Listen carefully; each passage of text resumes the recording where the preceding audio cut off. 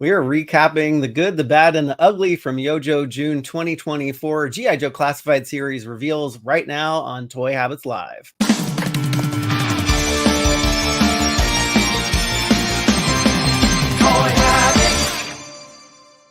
And before we go live, smash that like button, turn on notifications, and subscribe to the channel so you won't miss a beat.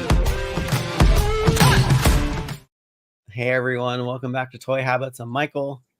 And I'm the Toy Sorceress. And you're watching Toy Habits Live. What's going on, Michael? Oh my gosh. I can't believe that half the year has gone by and it's Yojo June already. Yojo. Yes, it is Yojo June. And so many great things to talk about. So many Joe reveals. Some stuff we expected and some we did not. But the good, the bad, and the ugly, I guess, which we'll get into. Yeah, it's and funny. some of them we have differing opinions on, which is pretty funny. Because we do, yeah. I think we agree on most stuff, but I think this time, no bueno. Yeah. But before we dive into that, we got the chat is hopping. Why don't we check in and see how everyone's doing on a Friday night? Let's see who is all here. Sorry, we got like some other window popped up and stuck over here. we got Quentin Dude, Pedro Ribeiro's here, crew member and friend of the channel, Joe Coleman here. It's mother flocking Toy Habits time, everybody. Woohoo! It is the one and only crew member Ryan Cole in the house. Crew member Brennan Barnes is also joining us. We got crew member Giraffe is here. It's Flockin' Friday, boys. Snag a slice and let's go, Joe. I'm changing what you said, Giraffe, just for our theme today. We got Quentin Dew. We got Kevin Florence here. We got crew member D. Griff also joining us. We have Dave Chanelli. Crew member Clint Jorgensen is also here. And Ryan Cole again with the incredible generosity of everything that you are, has now gifted yet another 10 Toy Habits memberships. And you know what? Maybe people are busy because it's such gorgeous weather out. We don't have that many people on the stream. So a lot of you are going to be getting Toy Habits memberships if you don't have one right now. So thank you so much, Ryan. That is so very nice of you. And we also have Tylen Troyer joining us and Cute Cult. So we will check in with the rest of the chat as people jump in.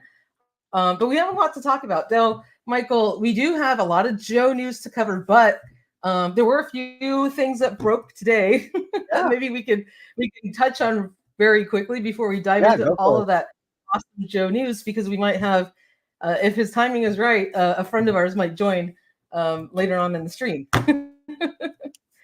Sounds good. And is this yet another Toy Habits gift, Ryan, or is that a repeat? Because it's 2 minutes later. Another 10 Toy Habits memberships are going to people in the chat. And you know what? Skeletor is so excited he just dove off my shelf from the news. Thank you so much, Ryan. He literally went flying like this. That is very, very nice of you. And we also got crew member Clint Jorgensen, Sentinel Jeff, Sir Matt Douglas, Pedro Ribeiro, I already said hi to you, and crew member Stephen Komarek is also here.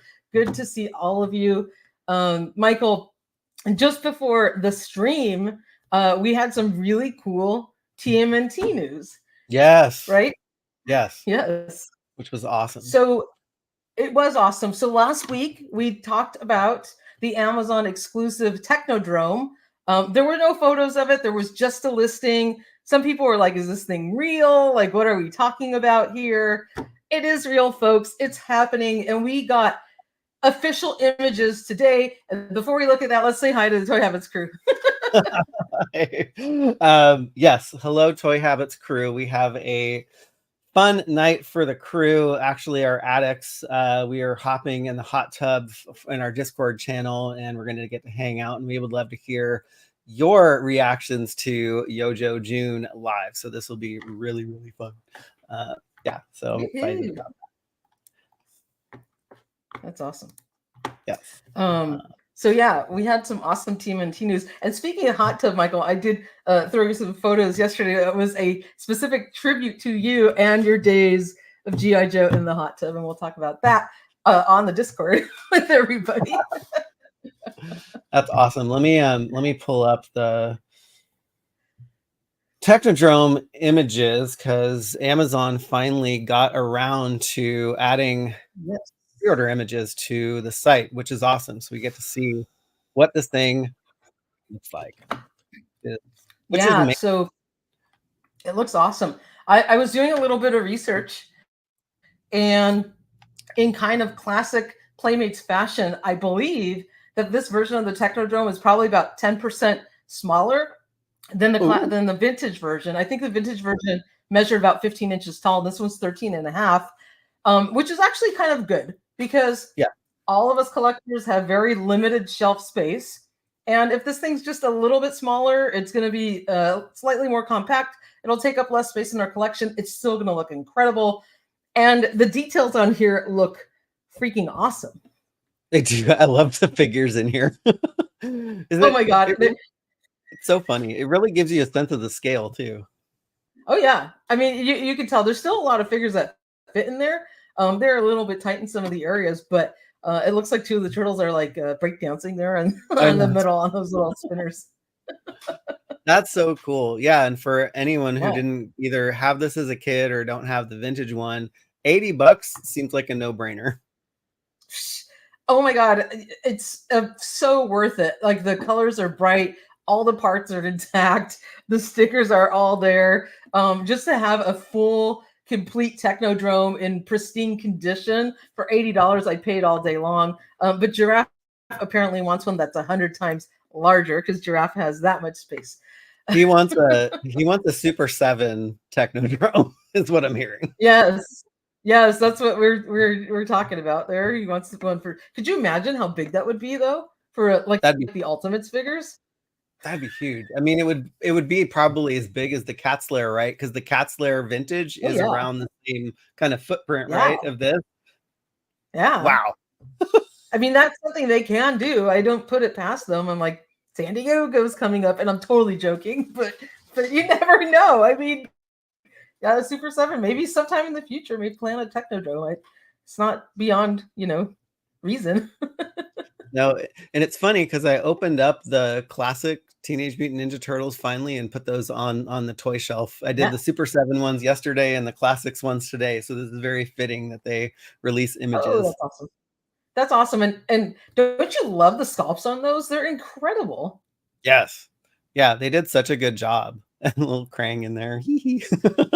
Oh, I know. It's so cute. And what I love about it is like they captured like the essence of all the classic Playmates figures, but like bigger, much more detail, but they still have that resemblance of like the 80s versions, 80s or 90s, which is great. And they could even look cool like standing in front of this. They'd probably look real big, but it'd still be kind of a neat background piece, even if you had the drome closed. I love this shot though. Yeah. What do you think of the eyeball that like rolls down and smacks the figures? I'm buying it just for that feature, so I'm all in on that one. It's so cool. I was in just on the eyeball, but now like knowing it has an action feature, I'm in. That's so cool. Yeah, I'm totally getting this. I already ordered it like the day we found the listing. Like as soon as we found the listing, I emoji'd you a little like, I lost my feet. And I ordered it instantaneously without even seeing photos. But this just like fulfills all of my expectations. Like it looks great. It really does. And I don't mind that it's a tiny little bit shrunk down. I know Playmates did that with one of their party wagons, like for the original, and they shrunk it down just a tiny little bit. And that's okay. It's totally okay. Actually, it's more than okay for me because like I want to keep all my shelf space at a premium. It's still going to look great. The figures still look wonderful inside, and there's just so many like little play features, like little areas for them to hang out in. Yeah, I like Clint's idea. If they just put an eyeball on the Epcot Center, can we just call that good? There you go. TMNT But invades. Disney doesn't have the rights. Probably the only company that doesn't make TMNT stuff. I know they're probably kicking themselves for not buying that property. Mm-hmm. It's like I think everybody else under the planet like makes TMNT things except for Disney. Yeah. Even Mondo, which we got news on that too. Yes. Yeah, this thing's rad. And if you haven't ordered it yet and you're a fan, go ahead and check out. We have the link on our article. Go to toyhabits.com. It's the first article that you'll see on our website. The link to Amazon's there. It's an Amazon exclusive. It currently says temporarily sold out when you click and look at the Amazon listing, but it still lets you add to cart. You can still pre-order it. All it's doing is it's not giving like a ship date, which is okay. So if you want to pre-order one of these, head over. We got the link for you. Oh, here, I just dropped it helps the channel out too. It does. Yeah, I dropped the link in the chat if anybody wants to entertain pre-ordering one. Some people are saying they'd wait for a Super 7 one. I mean, you might be waiting a while, but it could happen. But for $79, you can have both. Right. Buy this and wait for a Super 7 one in a couple years. A biggie and a mini me. Yeah, a mini me. And the great thing about this is if you haven't started collecting any of these TMNT figures, but you love the turtles, they're so inexpensive and pretty easy to find that you can dive into the line and start collecting them. And they've got more waves coming out. They announced that the wave 3 of mutants. Oh yeah, that we put out, and it even had Casey Jones and Rat King was in there, and who else did we have? Slash, and I'm forgetting the 4th character, which was cool, and then there's some more sports turtles. So they're always releasing stuff for Playmates, and this is going to be a really great play set. I mean, the vintage one's super expensive. It's hard to find. It's hard to find complete or in great condition. So this is definitely worth the value. Oh, totally. And it's so exciting. Yeah, I love Ian's comment. Death Star with tank treads and a mad ball hood ornament. Sign me up. I love it. There you go. Hood ornament. Sign me up. Go for it, Ian. That's wonderful. Oh, interesting. How much was do you know how much these originally went for? No, but I'm probably guessing maybe around like $29 or something like that back in the day. Someone check me. I'm just totally guessing off the top of my head. Oh my gosh, $29.99. You're right. Well, there you go. I have to go ding, like figured it out. Oh my god. I kind of teleported myself back to like what would it be on the Toys R Us shelf? There you go. $29.99 sold. $29.99. But that's awesome. That is awesome. This thing looks so cool. So cool. I love the jail cell. I love the little bed area, the little spot for Krang to hang out. It's got all his little controls there. There's just so much, and there's a little seat there for Shredder as well. And I believe, does it have when you see the other side where it shows Krang, does it have that little teleport Dimension X console? Yes, it does. Oh, it does. Yeah. Is that sticker on the wall? Mm-hmm. Or on the dome? Okay. Yep. Just like the vintage one did. Oh, that's cool. Really cool. Is that the Neutrinos car or something? I can't really tell. Yes, it is. It's Farley Neutrino's car going through the Dimension X, and you also get the meat grinder or the cheese grater on the end. I love it. The little black piece there Play-Doh that connects to the sewer layer. Hey, I have a question. Yeah. I mean, I know they're doing this because it's a vintage remake or whatever of the Technodrome, but we do have that piece on the end. There is a little cap on it. It's flopped open in the picture. Do you think there is a chance we may get a Turtles layer that connects to that? 100%. 100%. Turtles replace set? Yeah. It's like making a Hiss tank without a tow hitch, right? Or a tow hook. Exactly. You got to connect to it. You got to find something to plug into there. Oh my god, that would be awesome. That would be so awesome. And they could easily do it. Oh, yes. Yes. The Texas Toy Addict thinks it's super weird, but I think he's probably getting one. think Oh, I'm sure he is. I know he is. Come on, Dan. You know you want one. Yeah. I know we're such like enablers. No, you want it. You know you want it. I know. That's all we are. We're total enablers. Very cool. I guess But this- sticking with TMNT news, also Mondo released some teaser shots for their next pre-orders, I'm guessing. So Mondo Gecko and Yes. Michelangelo. Yeah, and these were actually on display at that Monster Con or Monster Mash or whatever that was this past weekend. And they looked awesome. They really did look awesome. Monster Yeah. Mash. There Yeah, you they go. did. Yeah, let's take a look at some of the booth images. Yeah, Mondo Gecko looks really cool. Ray Fillet looks awesome. Oh my God, Ray Fillet looks incredible. He's got his little buddies with him, you know, the little starfish and the other two guys, and they're fully painted. They're not articulated, but they're fully painted. And it's funny, I was watching Mad Hatter Review's booth interview on this, and they picked up Ray Fillet, and when you turn him around, he had a spear on his back and like those little fish that kind of attached to like the larger fish in the ocean, you know? Hilarious. Oh, cool. Was Hatter there? Yeah, he was. Oh, cool. Yeah. This was in Pasadena. So yeah, it's right in your guys' backyard. It was, but you know, I'm not into like horror toys or collectibles, so I didn't attend. I didn't realize Mondo was going to be there. I didn't either. It is very cool to see this. Yeah. Yeah, it's totally cool. All right, here's Mondo Gecko. Oh my God, look at Mondo. He looks so rad. Very cool. Yeah, they're going to give Super 7 a run for their money because the price points are really not that much different if you really think about it. Yeah.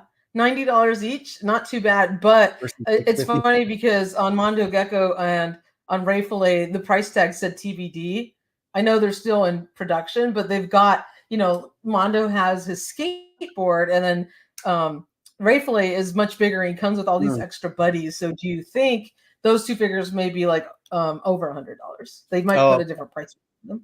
Probably. Like more deluxe. Yeah, I would think so. Yeah. Which is fine. But they look great. Are you all getting these? Are you in on these guys, Toy Sorcerers? So at first I was like, well, I don't want to shell out the money right now because they were on pre-order on Mondo Shop, and they came up on BBTS for pre-order, and I said, you know what? I don't have to pay for them right now. It doesn't hurt me to like pre-order them and leave them just in my account. And if I change my mind later, I can always just, you know, cancel it, and I'm not getting charged yet till they ship. So I did pre-order them on BBTS. Cool. Nice. It's like no harm, no foul on there, right? I have time. How about you? No, I'm playing you.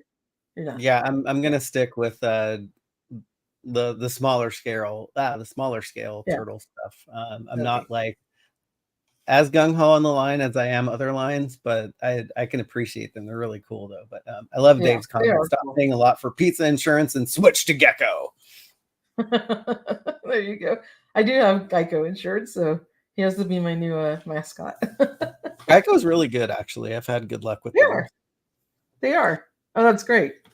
So, Monster Palooza. Monster Palooza. Yeah, I did not expect Mondo to be here, but makes sense. No, me neither.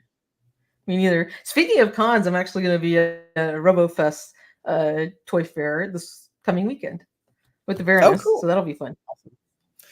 Yeah. Awesome. Hopefully they have some good vintage toys. Oh, yes. Yeah. Michelangelo. Oh, he looks great. He does. I love how he's like, was it his little tongue, you know, sticking out the side? It's like so Mikey. Yeah, he's very cool. Yeah, I mean all the turtles share the same like buck, right? And so it's just different paint apps, maybe different head sculpt here and there. Yeah. Yeah, that makes it much more economical for them, and that helps them keep them at $90. Texas Toy Addict did the same thing. Pre-ordered it on BBTS, and then you'll figure out what to do. I knew it. Future me problem. Yeah, I guess he wouldn't be called the Texas Toy Addict if he didn't order these. So Exactly. I mean, the thing I love about them is that they've got that like big chunky like soft vinyl, looks like the vintage toy. There's something charming about them, and that's why I really like them. And they're not that big. They're like 8 inches, so they're not going to take up like a ton of room. They are kind of pricey, but I don't know. There's something about them that just looks so like classic and so amazing. I'm just really drawn to them, but we'll see if they stay. Yeah. How about some people in the chat? Is anybody getting these? Shell out that money. Turtle We got pun. Mint with Card in the house. Good to see you, Mint with Card. Mad at Arms, too much for me. Yeah, so yeah, I mean they are pricey, but for a Mondo figure, they're a decent price, I guess. Dan ordered 2. That's great. Of course. That's great. Yeah, and we had some Motu news drop today, which was really cool. Yes. Let's check in on that. It was very cool. Yeah, I was not expecting a Vipor card art tease, but we got one, which was awesome. So, on a Friday, yes, we did, and there was some really cool teases on there. Of course, we got the one and only Sir Eldor popping up on the card. He's really excited about that. And we have some more teases in the back too. Some more Snake Men, Army Snake Men. Yeah, this was cool because we only got to see just a black and white kind of illustration of this before, so it's really cool to see the color render. Yeah, it's neat to see like the colors that they picked for the Snake Men in the back too, like with the purple shoulder armor, and it's kind of like reddish viporish vibes here. Maybe it's a Vipor's detail. yeah, it's basically kind of his like henchmen or his like, you know, his underlings, and it looks like they sort of resemble Frogmonger but with like Snake Men faces. So they're pretty cool. They're pretty cool, and the whole scene is taking place in the Snake Lair of all places, which we're gonna see at SDCC, I'm sure, next month. I know, it's so close. Oh my gosh, it's so funny. I just noticed this. It looked like this one like Snake Man dude is like taking a dump in the corner or something. I don't know. Like, That's so hunched over. Hilarious. That is hilarious. Joshua, I'm so sorry for being an enabler. That's what we do, but he just pre-ordered on BBTS. All right. Those are chameleons. Yes, thank you, Meta Arms. That's very cool. That is very cool that they are chameleons. Yeah, such a cool thing. Chameleon is taking a dump in the corner. Yeah. I had to. It's like the 5-year-old in me comes out sometimes. But what's cool, the side shots of this, he is packed with his jaw wide open, so you can get a good look at the articulated jaw, which is so cool. That is awesome. And look how far his head like sticks out. Yeah, like from his neck. That's awesome. I forget who asked me, but somebody asked me if this was supposed to, if they started this one off as like a Masterverse figure, because he said that like no other Motu Origins figure is this detailed. Well, that's a really good point. I don't know. You know, like he could turn into a Masterverse figure, but he's almost I just think it's such a wonderful homage to, you know, our Eternia towers, and the fact that his head does come out so far, because it's kind of homaging the snake strike of the tower. He has a ton of detail, and we already know he's been up for pre-order. I believe we ordered him, or has he come up on Amazon? I know we had a link, but I don't remember if he was actually in stock. No, I haven't seen him come up in stock yet. It's really interesting though. They call him Origins Vipor, which is weird. Like, why wouldn't they just call him Vipor? Anyway. You're right. I just noticed that on the box, on the card back. That is very weird. Really odd, actually, that it's called Origins Vipor. Nobody else has that in their name. You know what, Michael? This is the first time the word Origins has been written anywhere on any of the Origins figures card backs. That's funny. Right? It's never been labeled Origins on the packaging. You know why they had to do this? I bet to keep the copyright. I'm sure. I was gonna say, yep, I think you're totally right about that. That's hilarious. Which is fine. Yeah. But it's cool because now we have something that actually says Origins on an Origins card back. Yes. That's cool. That's really cool. And if history repeats itself, I'm sure the digital card art will be coming tomorrow, if not soon. So yes. So Joshua wants to know where he can pre-order Vipor. So I don't think he's been up for pre-order yet on fan channels or on Amazon. We found the link to Amazon, which is I don't know if you threw it in this article, but you can pre-order. I'm using our quotes because I don't know when it's coming out, but you can pre-order him on Palmart's website. Yes, if he's still available. Yeah. So PalmartStore.com. So I think it's $29.99 with free shipping, which is great because you'll get a good one if you want to keep it on card, and it won't get trashed like Amazon or folded like a taco with Walmart. Exactly. Paul ships them pristine. He does a really good job. So, Joshua, if you want to pre-order them right now, and I already did a month ago, it's on Palmart's website for pre-order. Yes. Yeah, I hope he gets these in stock soon. This is one that I'm very looking forward to. Oh my God, me too. I keep checking to see if any status has changed, and it hasn't yet. But I want to know more about these lizard snake men guy things. Ask Roy Juarez and Axel who those guys are. Yeah. So yeah, lots of I mean, it seemed like everything was coming, like they saved everything for today. It was like quiet all week. It was kind of a slow news week except for Yojo June, right? Which we're going to talk about today. Yeah. Every day but Tuesday. I know. And a big hello to Brick. How's it going, my friend? What's happening? So yeah, and then we got this thing, HasLab, launching today as well. Mm-hmm. Yes, we did. Which so the Moss Eisley Cantina playset. What'd you think about this? I don't like it at all. It's just gonna flat out and say it. I'm more into the ships and the fighters and the Star Destroyers and stuff like that. The diorama stuff, so not into it, but I can appreciate all of the tender love and care that went into making this thing.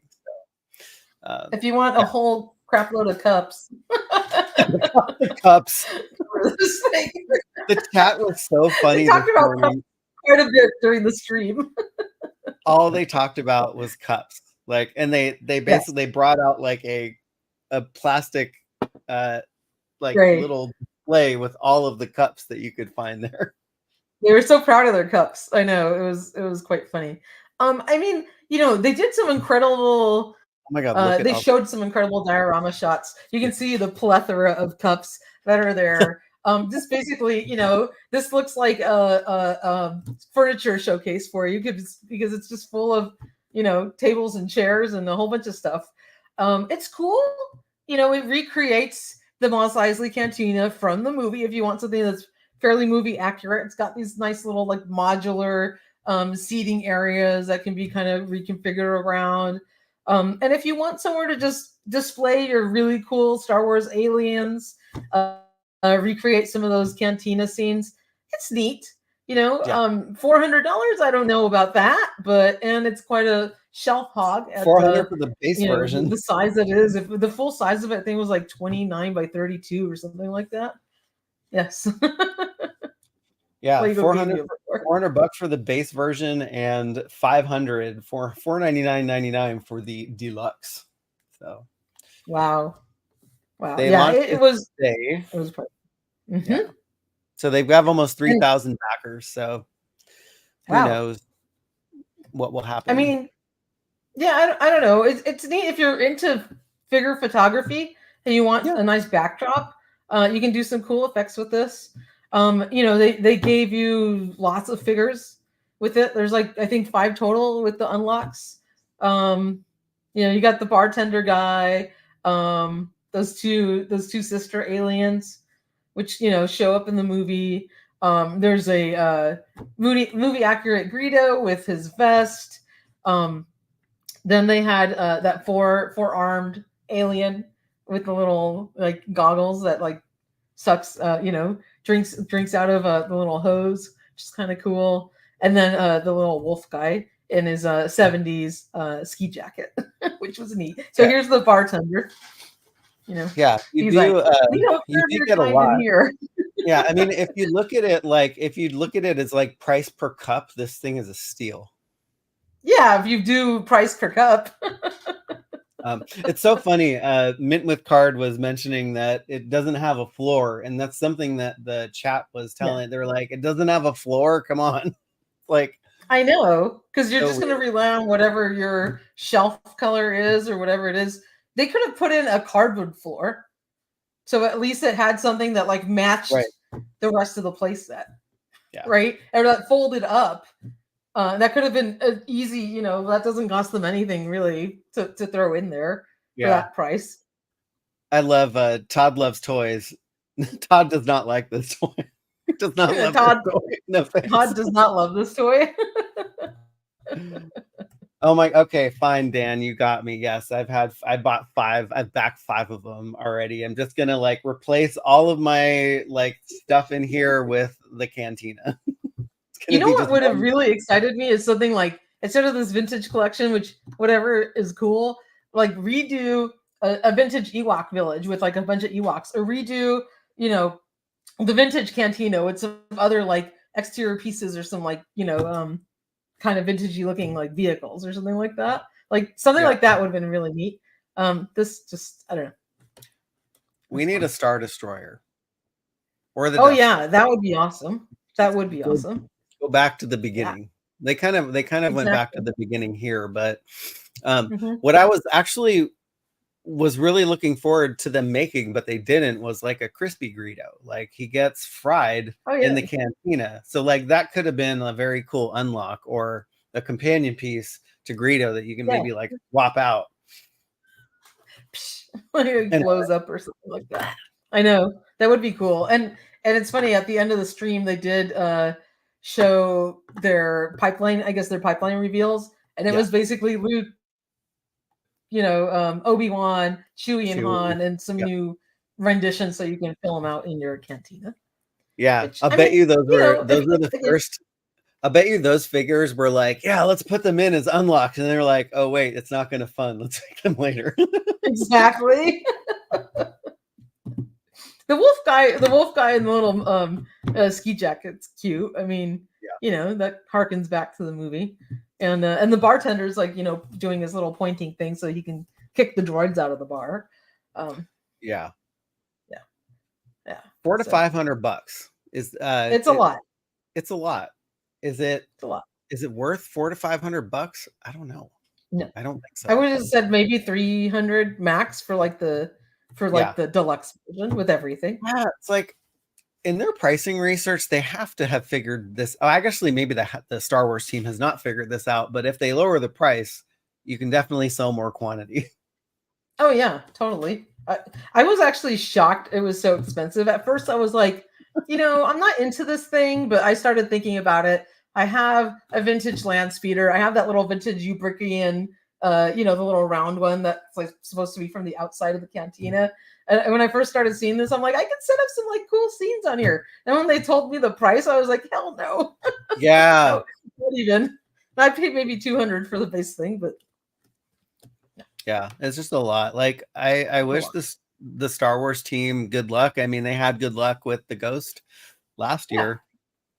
Yeah. But yeah, I guess this makes sense why G.I. Joe didn't announce their HasLab during their live stream, because they're like, oh shit, we don't want to take away from the Star Wars folks.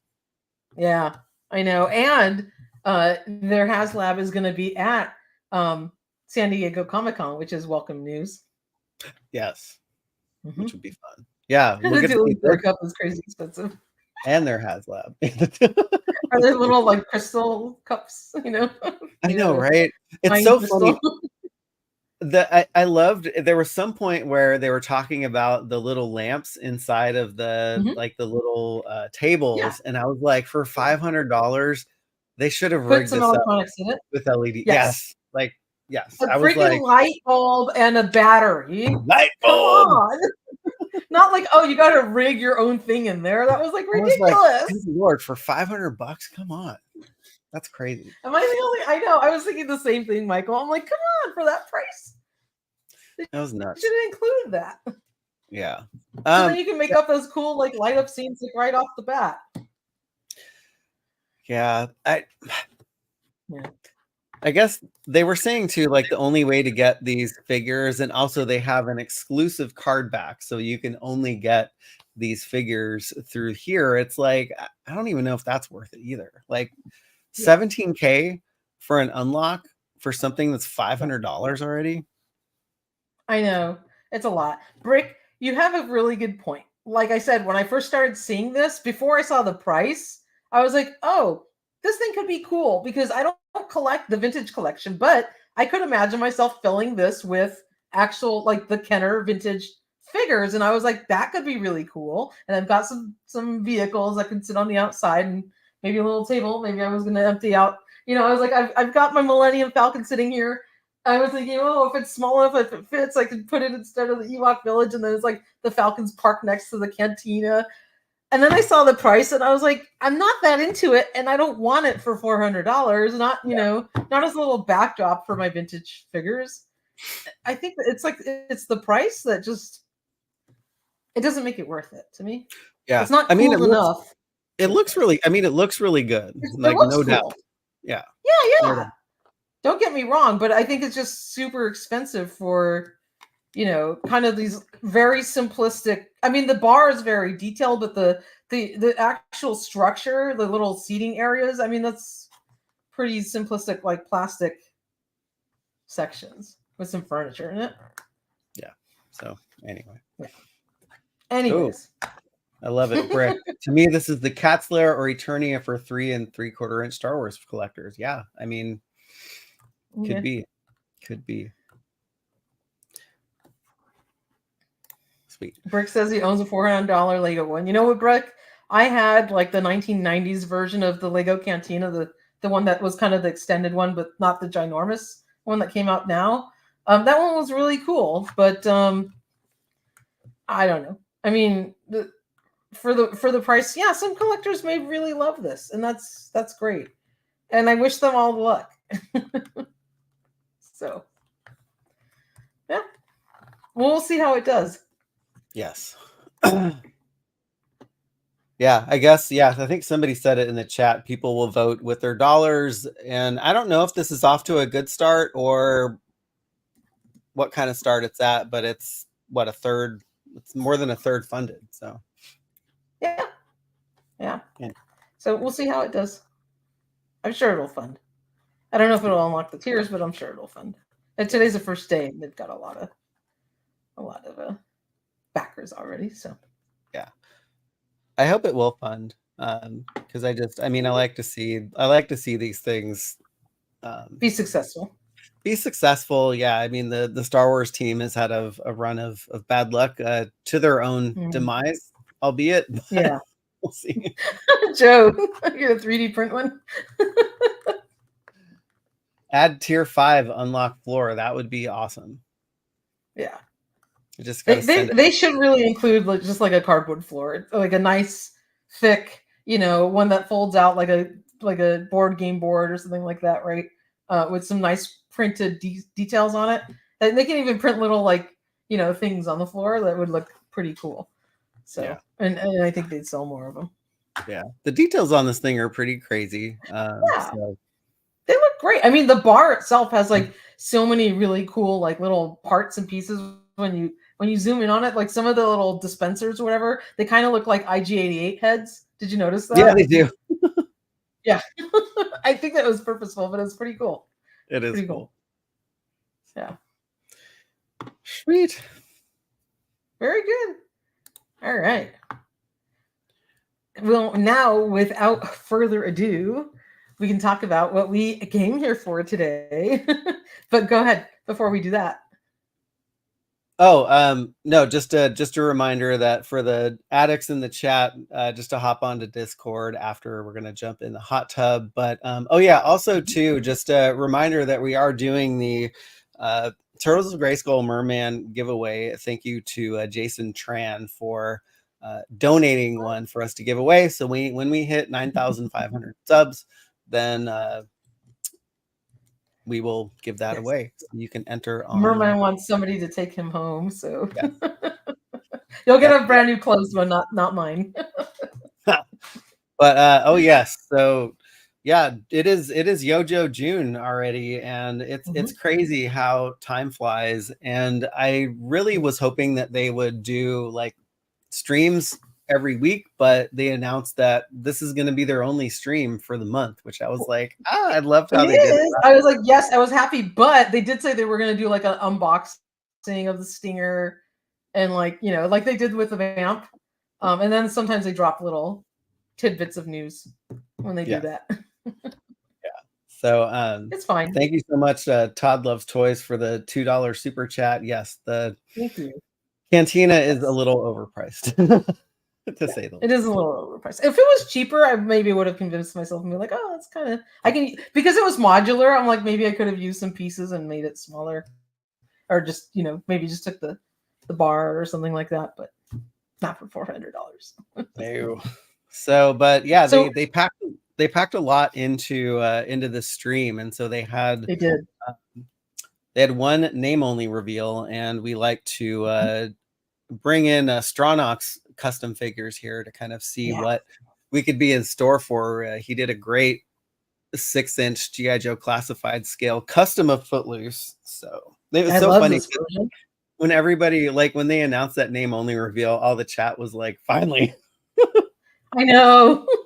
I love Footloose. I have him on display with my little Checkpoint Alpha, and he's got his little clipboard in his hand. I love the little like leaves on his helmet because he's trying to Mr. Camo. But this is such a classic, really classic, you know, American Hero Joe from the vintage line. And so I can't wait to see what they do with him. I hope they keep him in that classic vein, just like they did with like Hawk and some the other just past releases that look like really like quintessential Joe. Yes.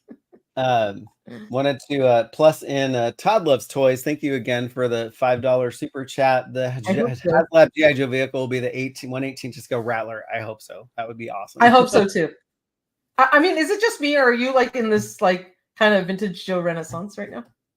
Oh, I am, because I finally have a place to display them, and I'm like, yes, I love right. I think, you know, getting to pull out all your vintage figures again kind of, you know, reignited that love for just like the charm and just like the nostalgia and everything of those figures. I'd be over the moon if we get a Rattler. Like, that would be awesome. Yes. And speaking of a G.I. Joe vintage connoisseur, we have a special guest joining us right now to talk just about I know, right? I think his ears were burning when we started talking about Joes, but we have welcome Ken from Toy Connection. Ken, so just to clarify, Yojo June's still happening, right? Like, I didn't sleep through the month, like it's not over yet, right? Like we're like Yojo June's still a thing. So all right, cool. Done. You absolutely. And this is the first figure that we're talking about, so you came in just in time, Ken. I tuned in about the other news before this. So you got through the riffraff, what you're saying. I tuned in during the Technodrome and Krang portion of it earlier on, but okay, basically what you're saying is you're into the meat and potatoes of what this month is about. All right, cool. We absolutely are, and there is a lot of love for you in the chat, Ken. So everyone's super excited for you to be here. We were chatting yesterday just about life and, you know, the reveals and all this kind of stuff. And I was like, it'd be so fun if you join us for our stream, because who else would we want to talk to about Joe's than with our friend Ken? So thanks for being on. I just rushed through my chores and said the rest can be done later. Toy Habits comes first. Toy Habits is calling. Hey Frank. Awesome. Hey everyone in the chat. Sorry, I've missed a few hellos, but yes. Awesome. All right. That is so awesome. Name only reveal. We got Footloose in the house. What do you think about that, Ken?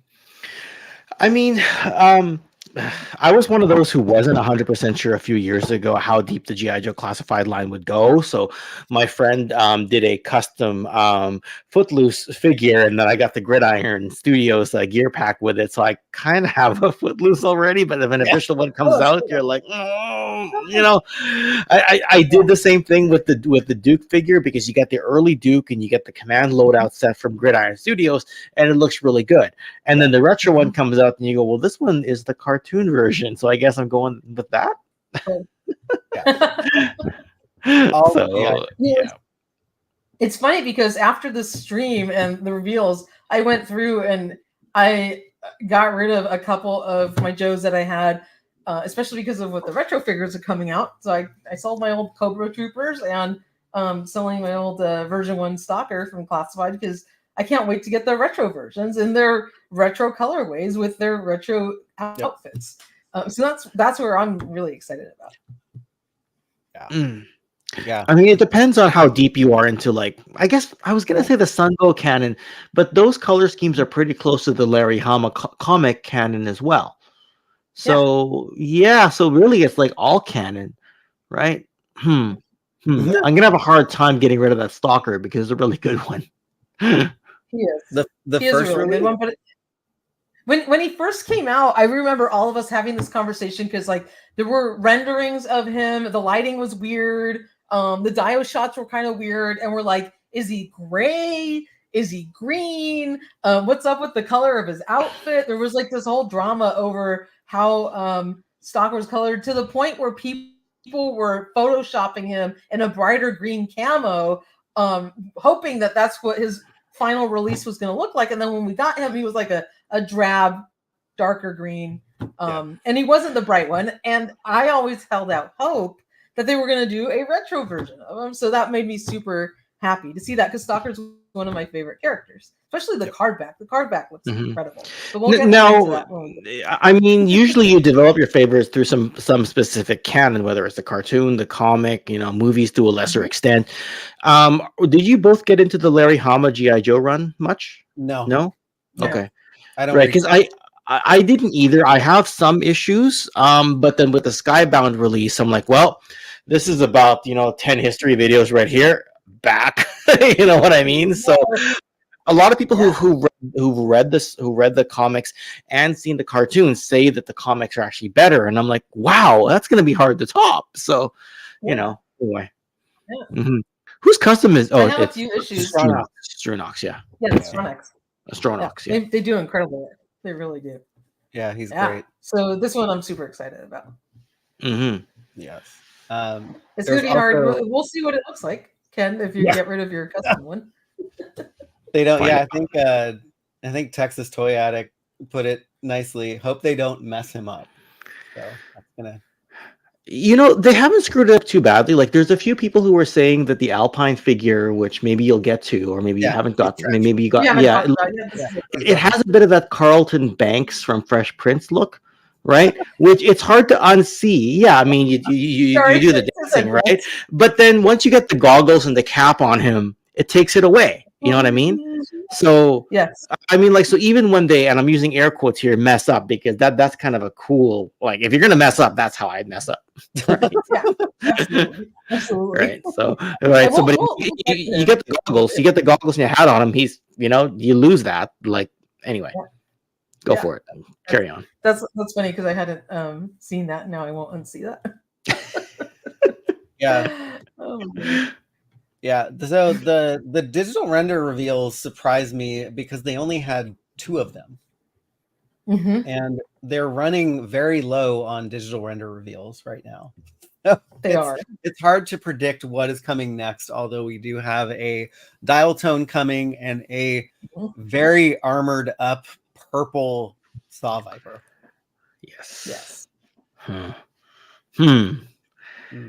Wow. Your thoughts? My thoughts?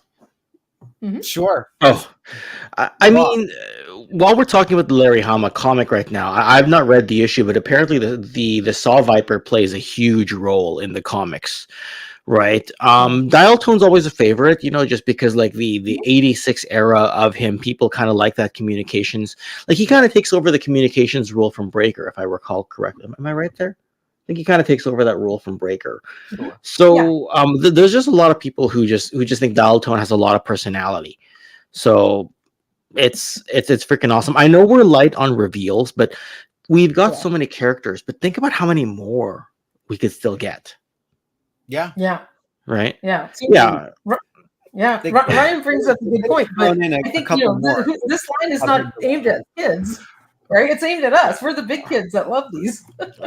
Ryan Cole is the Easter egg of comment sections and chats. Like he'll throw in that little barb of extra intelligence, and you're like, I never thought of that. I just assumed everybody knew what a dial tone was. But if I ask my 9-year-old, he'd be like, "What's a dial tone?" And I'll play the sound for him, and I bet you anything he'll say, "What the heck is this?" Yeah. I'm like, is it that like that typewriter thing you told me about the other night, Daddy? Is it about the dial-up internet thing you told me about the other? I'm like, oh my god. So anyway. Yeah, but this is exactly what I was thinking along the lines of what Giraffe just put in the chat. Special Mission Brazil is getting closer to reality. So that's the first thing that I thought. They're like, okay, here is another repaint that they could do in a figure that not very many people have. Yes, 100%. Yeah. I wonder if they could do it as a 5-pack. What if they do it as like a Pulse 5-pack with Special that'd be Mission awesome. Brazil? Right. They could do it at the HasLab. Just kidding. And they need it. I love this Lexion. They need a computer expert called floppy disk. I don't think kids will know what a floppy disk is either. I love it. Door is awesome. That's funny. A big shout out to Ryan again for sending me Merman. That was like super cool of you. But, yes. Kids don't know what dial up is. They don't know what a floppy disk is, and they don't know who dial tone is. But we all do, and we love them. So these guys are coming. I'm sure we'll see them figure revealed at some point, or just shown on Instagram via some leak or something, which has been pretty much how it's been going for the last year. We have a Joe stream. We get to see everything the night before, which is actually good for us because we can prep content. Oh my god, it's a huge help. But Dial Tone's a classic character, and it's funny. Like something's making me think that they're going to be doing a lot of the like retro card back figures. So I'm like, I think I'm just going to wait until they start doing like all of the ones that I want to buy right now are probably going to come out as retro carded figures. Some won't be that different though. Like, was the Crimson Guard that different? I know that the Crimson Guard had, it had a bit of a brighter red to it, right? But in some cases, like the eel or the snow serpent will come with less accessories. So whether or not you want to put accessories away or whatnot, it's really about the color scheme. So it's the color scheme, and for some they're doing their vintage accessories or weapons, but for some they're not. Like this would have been a perfect chance to do the snow tennis shoes for the snow serpent in the retro card. I don't know. That was a huge miss. I love Hasbro. They're doing a great job, but why they didn't give us that and it wouldn't have cost much money is beyond me. I know, eh? Yeah. So maybe they'll make that a HasLab. Who knows? Yeah, I know, right? Here's the tennis shoes, snowshoe tennis racket shoes that we didn't give you. You go from a vintage collection cantina to a pair of tennis shoes. I mean, if I gotta choose, anyway. I know, right? You gotta choose, yes. The Nerd Alert loves Dial Tone's accessories. He did not have that radar funnel in the O-ring. Yes, he did not. So he's coming with that's pretty cool. Some really cool stuff. I bet that thing can like go shoot up into space and stuff and be really cool. Yeah. I love his little cell phone. That's pretty cool. Hopefully he has a holster so we don't Wow, can we give a huge shout out to Todd Loves Toys, who just gifted 20 more Toy Habits membership. So now we have 40, right? If I did not lose count, thank you so much, Todd Loves Toys. Wow. That's incredible. Thank you, Todd. That is so generous of you. That is awesome. So 40 of you total between Todd and Ryan We're gonna have 40 gifted Toy Habits memberships to you in the chat who are not yet a member. So that is super sweet. Thank you so much, Todd. That's kind of cool. Yeah. My same question, Texas Toy Addict, is Dial Tone wearing a choker? Yes, he is. Or they just kind of photoshopped it a little much there and Yeah. took some. Hopefully it's just a shadow. Yeah. I don't know. It's a digital render. I don't know. Yeah, I know, right? It's raining Toy Habits. Yes, it is, Rick. So digital render reveals, great.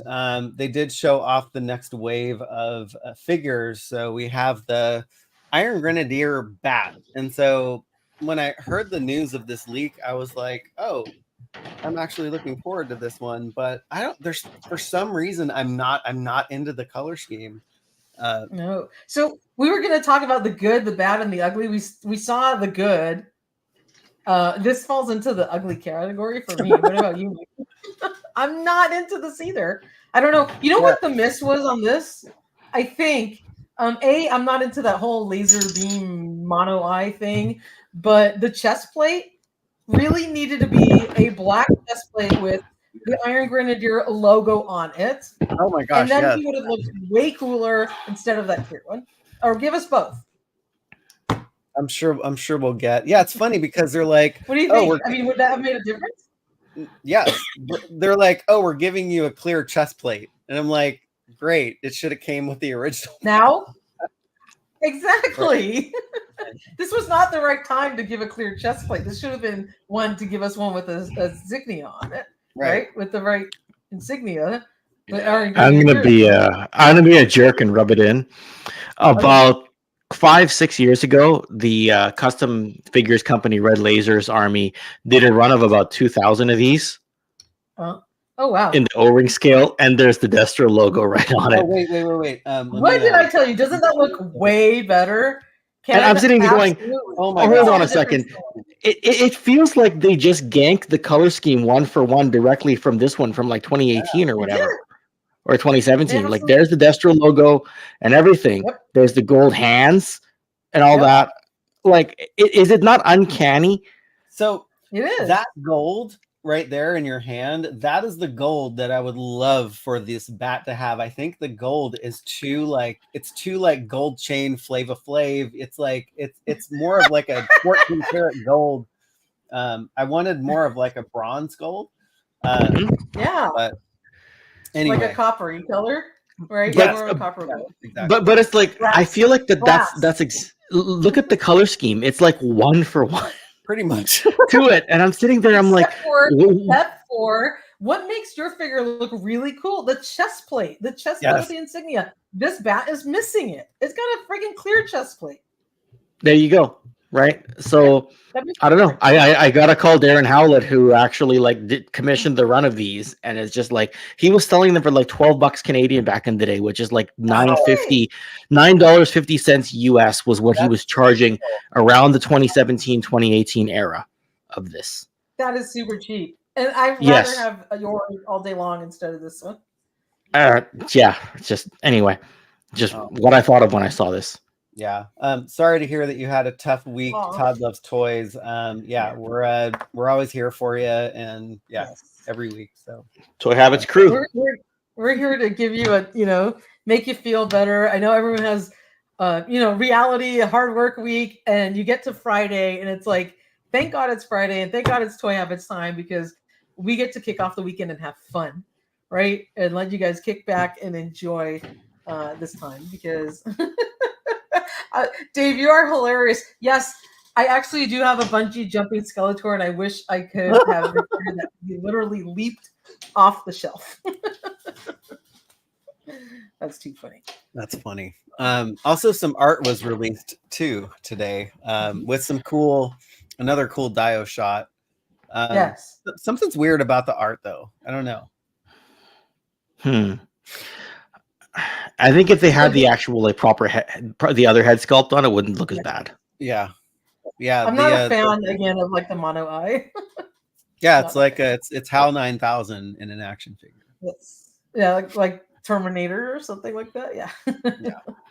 Yeah. But it's funny because they both feature this like castle in the background, and there's a flag hanging on it with the Destro Iron Grenadiers logo. But it's kind of weird, and it's like, hello, like I want to see that insignia somewhere on the bat. If you didn't put it on his chest, put it on his arm, put it somewhere. So it's more like Iron Grenadier. I know it's got the colors, which they missed on the gold. We don't want Flava Flav. we wanted like a brass color. I think it would have looked much better. Yes. So, yeah, that is the Iron Grenadier bat. We'll get to. So here's a question before we move on. Out of the three of us, did any of you pre-order this one? No, I didn't either. Yeah. Nope. How about in the chat? It's tempting because I love Iron Grenadiers, but no. Texas Toy. He did sell out on Hasbro Pulse, but totally available on the other websites. But there's some people love to army build bats, and I get that. Just not my cup of tea. All right. Yeah. I really like the Iron Grenadier faction, and I was so excited, but I just was not impressed with the figure, and so I'm not voting with my wallet this time. Yeah. I'm with Jedi Ben. I'm ready for a gold Destro and Despoiler. That would be an amazing small form factor vehicle that they could totally make. That's not a Ram Cycle or a Cobra Ferret. Todd Loves Toys pre-ordered 10. I mean, like I said, this is an army builder. Some people love them. I'm not that much into the bat anyway. I like the bat. Yeah, I see this one. But I think the bat's the greatest army builder of all time, but the vintage one, the classified one's good, but I don't love it as much. Well, yours Texas gives. Toy, I got that 4, but he usually gets a lot of everything. Your army builder gives the bat a run for its money. So Oh my God, yeah, Ken King of Army Building here. Let's see. All right, so the next one we have Alpine.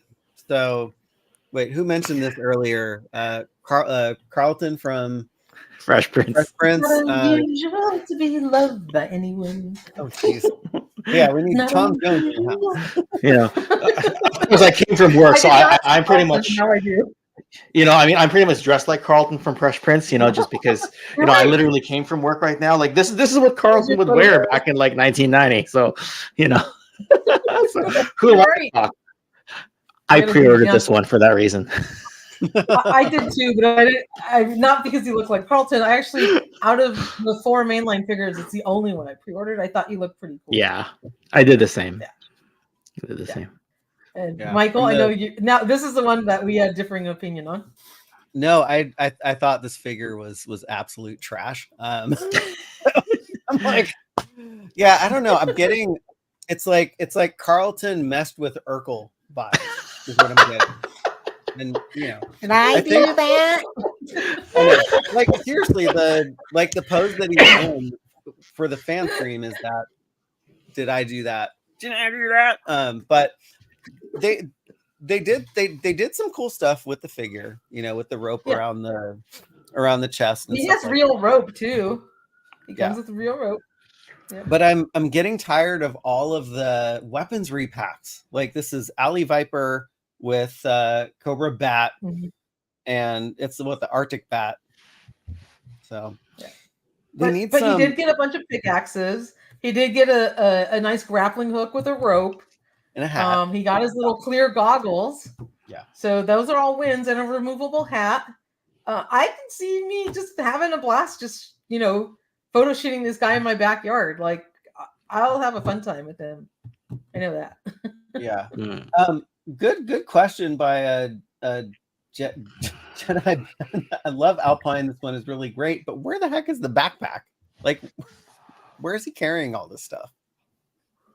Yeah, no, it's all hooked on his little, little hooks that hang off of him. I have no idea. Where is his backpack though? That's a really good question. Why didn't he come with the backpack? I don't know. The action shots, the action photos really sell it though.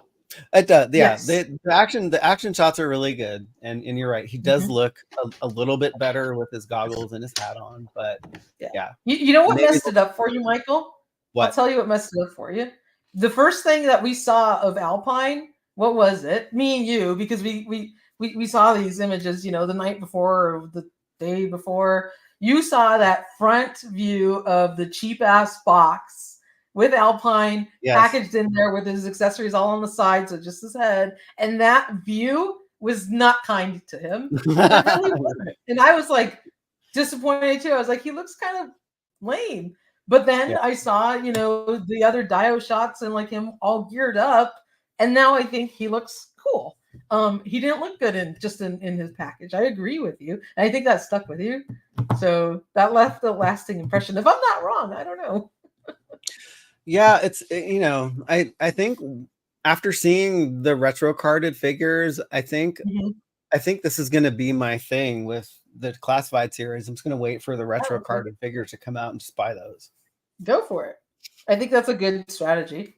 It is, because I end up selling off my previous versions anyway, and then getting the retro ones because they're. I'm like, nicer. Why did I buy that first version of Stalker? I didn't even like it. Yeah, me neither. But I didn't know, there was no guarantee that we were going to get a retro version of Stalker. And at the time, if you think about it, I'm trying to make you feel better. They had said there was only going to be 1 or 2 more retro cards, and they were done with it. That's Remember true. That? So I was like, I guess I'm getting Stalker then, because this is my one and done. Yes, me too. But I was so excited when I saw that Stalker release announced here for Joe June. But I don't know. I like him. You know, Carlton and all. He'll be doing his dance.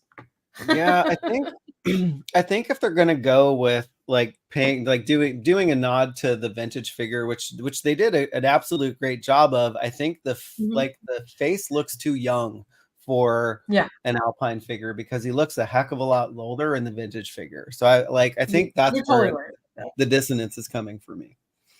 Yeah, so. I agree with you.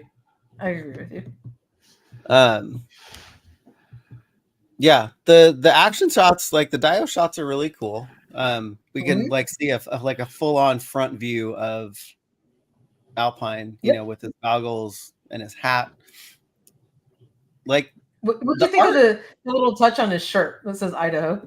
That was kind of cool. Like, it is cool. Yeah, it was a cute little like extra detail they didn't have to do. You know, like, why couldn't they make his face like they did with the art here? I would have loved that. Just a little bit older. Yeah. Oh yeah, Texas Toy Attic right here. The artwork looks older. I mean, yeah, he was an older figure looking in the vintage line anyway. So I know that these are not supposed to be like a 1-to-1 match, but I mean, when you are making a larger vintage figure, this is what people have to compare them to. Yeah, that's true. So anyway, but the art's cool. Yeah, and the Dio shots are awesome. Like I don't even know how they do this stuff. I mean, I can see them like behind the scenes, but it's crazy.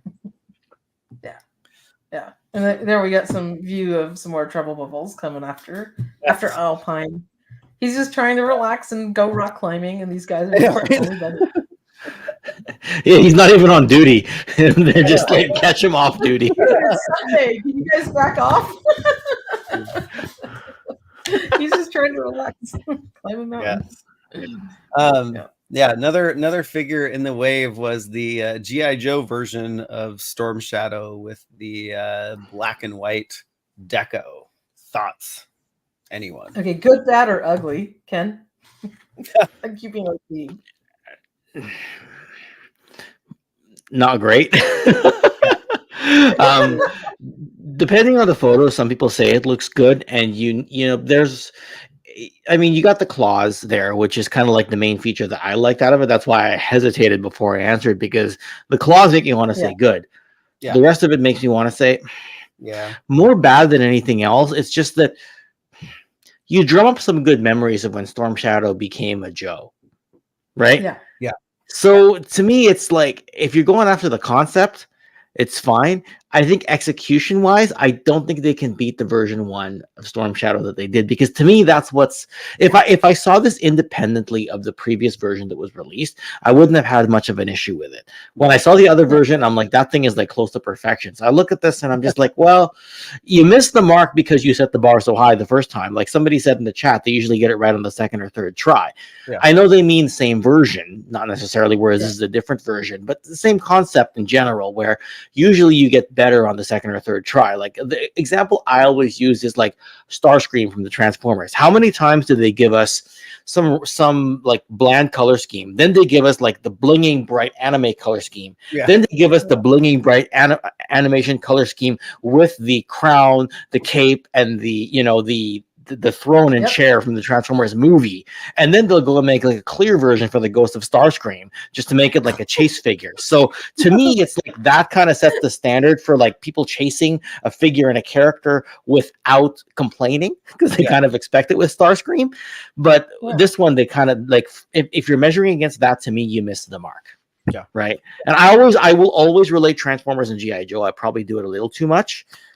But when you're trying to talk about different versions and different iterations, to me, that's where I measure. That's where I put my baseline against. Yeah. No, it makes total sense. Yeah, I thought this figure was not great as well. I think he has way too much gear on. He's got I like that pack in the middle. I'm not really know what it's holding, but like those pouches totally distract from kind of the whole the pouches, the little skirt, like that whole thing is totally unnecessary on this figure. Not needed. It wasn't on the vintage figure. Don't know why they added it. Yeah, and it's funny because when people saw the images of this before the stream, they're like, "Oh, the hood's on backwards or the hood's on wrong," but it's packed this way. And they've taken the photos this way, so it's like, is it really on wrong? I don't think so. I don't know. I feel like it's like covering his head and face, like just it's too much. Too much. I wanted it to be great because this was the version that I grew up with. Yeah. Right. 88, yeah. So yeah, I don't know. Again, I go back to the Wolverine claws. Right. That to me is the only selling factor of this. Yeah. I don't know. Yeah. Yeah. I mean the double sworded sheath is nice. Yes, that's kind of cool. Yes. Yeah, that is kind of cool. But again, it's it's a compound bow. We've seen the compound bow forever, but that's what the figure came with in the vintage line. Yeah. So yeah. I don't know why. Oh, go ahead. No, I was just gonna say I feel like it was kind of just a redux of sort of like the Arctic version with just a little less stuff on him and this camo. And I wasn't a fan of that one either. I think it has too much. It's just to me, it ranks layers, too many extra things that don't do it for me. It ranks the third of the three Storm Shadows I've seen. Like I go with the 84 version first, and then the classified Arctic version that was the exclusive, and then this one. Yeah, like it's just it's got a lot to stack up against, and I don't know. Yeah. Oh, yeah. Yeah. So right, and I'm a fanboy of like everything. So the fact I'm going on about this is I know it's funny because I am too, and I'm like I was not into this wave at all, which is very unlikely. Like even when something's kind of polarizing, all of us are kind of like we look at the positives. You know what I mean? When a HasLab comes out, all of us are like, "Yee, toys!" You know what I mean? Right? But for this one, none of us are like, "This is good." We're trying to salvage things. Like Michael's mentioning the swords, I'm mentioning the claws. It's like, let's talk about the figure. The tattoo. We can't. But we can't. Tattoo. Okay, that's fair. That's fair. The tattoo is cool. The camo itself is cool, but he's just got too much stuff on him. Yeah, too much. It's like overdone. Exactly. Yeah. Keep it simple, people. Yeah, like the rope. Like there's a lot of rope on the figure too. Like I don't know why it needs a bunch of that. Like why do we need more rope? I know, right? I think the 88 version was very simplistic. Oops, what am I doing? Sorry, it didn't have all of this stuff on it. But I think we passed our rope quota on this wave. Yeah. Between Alpine and this guy. Yeah, that's what I'm saying. They're like, let's just retool and throw a rope around him too. Why? Yeah, this is. I mean, you can actually see the eyes in this shot, which is nice. Yeah. The art's cool. I don't know. It's like he kind of has that, like he's giving me the South Park Kenny vibes, which is how like tight his hood comes around his head. Yeah, you bastards. Good luck killing this guy, though. I know, right? Yeah. That's too funny. Yeah. So this was a pass for me. Yeah. For sure. Yeah. I was like okay with it. I'm like, I'll save some money. No problem. Yeah. Always look on I still have to go back and buy the retro beachhead, so I went and did that instead. Hey, Well, that's good. I actually sold my V1 beachhead yesterday. the Cobra Island. Yeah. one. God. Making room for the retro one. This next figure I was so looking forward to, and my dreams were squashed when I saw this. I was like, good lord. It looks like he's going on a job interview. You said I know. it, Michael. It's business suit, Iron Grenadier. I think this would have been great as an Iron Grenadier leader, but like to see a whole battalion of troops that are dressed in suits I'm not digging it. I don't know. I wanted Iron Grenadiers to be good because there's so much potential with a gold-headed Destro with a red cape. They'll probably do an Iron Grenadiers Baroness because Classified has shown that they're not afraid to go the extra mile with certain things. And then, I've shown you both the Gridiron Studios Throne in the gold color, which would look perfect with Iron Grenadiers Destro. So had this been perfect and had the bat been perfect, you're like, okay, Iron Grenadiers, that's a shelf right there. Not that I have extra shelf space, but you can dream. This to me was I liked Alpine. If I was going to get another figure in the wave, it would be this one because with the helmet, it does make it look better than without. Yeah, that's true. Yeah. So I actually don't mind this one. To me, this is the second best release of this particular series. See, I said relief because I'm looking for relief from not when I'm not. Usually when a G.I. Joe Classified wave gets released, it's like, yay! Oh my god, toys, more toys! Oh my god, I'm gonna buy the whole wave. And this was one exactly like Toy Sorcerer said a moment ago. I'll save a bit of money, right? Yeah. So yeah, it was relief. Because we saved some money. I was like, okay, if I don't like this, I don't need to make space for it. I don't need to spend more money on it. And like whoever likes it, great, happy for you. It's more money for Joe Fest, Yeah, so, yeah, 100%. They did combine it with the club design, and I think they did like the club, like it's the club design and also the 25th anniversary figures. I think they're drawing a lot of inspiration from those. Like they're not really. Like looking at the vintage figures so much, Alpine with the exception. But yeah, I was very disappointed when I saw the Iron Grenadier, especially because he has gray pants. Like my version of the Iron Grenadier in my head did not look like this. And so I was just this looks like a totally different character. I know they're rehashing the 25th anniversary, but to me, he needed to look more like an army trooper. Like the vintage figure did, right? So, I'm gonna plus in a comment from It's Chad. What's up, Chad? All of this is why Classified should not have been a 6-inch rehash of the Real American Hero and should have been its own thing, like they initially wanted it to be. So, yeah, it's hard because like when they did the initial wave that was different, people didn't generally like it, so trying to find that balance is hard. But what I will point out is that did you know Chad just celebrated 4,000 subscribers and he's almost at 5. Wow, congratulations. It was like under a month and he's like at 4.94 or something like that. I only know because like he celebrated 4,000 and I celebrated 6 like a few days later. Yes, now he's congratulations on your 6,000, Ken. Now that he's about to thank you, first of all. Now he's about to celebrate 5. I'm about to celebrate like 6.1. You know what I mean? Pretty soon it's like I'll be celebrating like 9 and he'll be celebrating 10. Like anyway, ever since he's crawling towards our 10,000 lately. The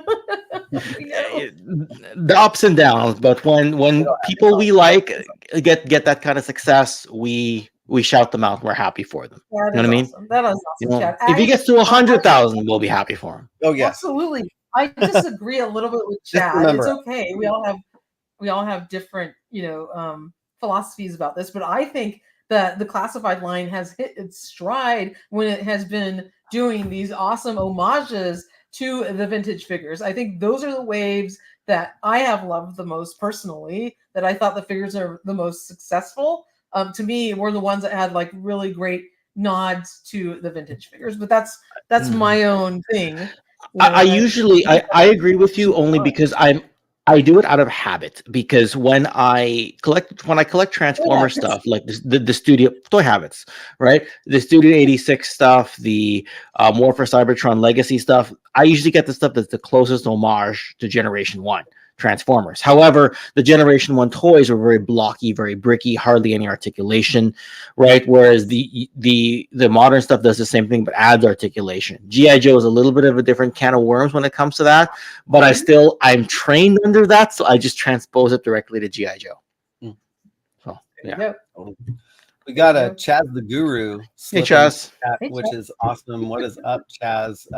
Amazing Instagram account, so freaking funny and good friend. But yeah, I think this is like a love it or hate it type of figure. You either love this design.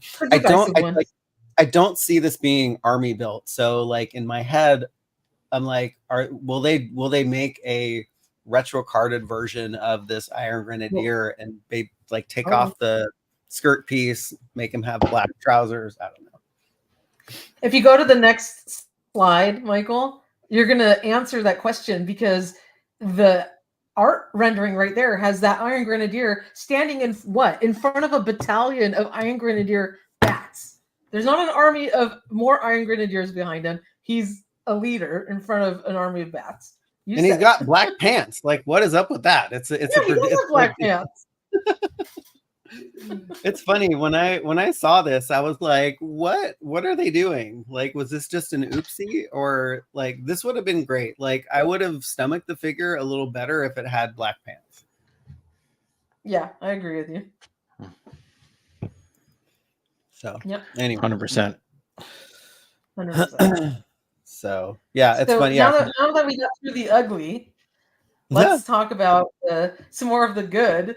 We're gonna go ahead and show those because I think they look great. These are strong customs. Yes. So this was the version of the Iron Grenadier that I had in my head, along with Alpine and along with Storm Shadow. So take a look at that Storm Shadow there. He doesn't have a skirt. He doesn't have that extra gear on his shins in black or whatever color, and all that extra, accoutrement all over his body. He looks like the vintage figure.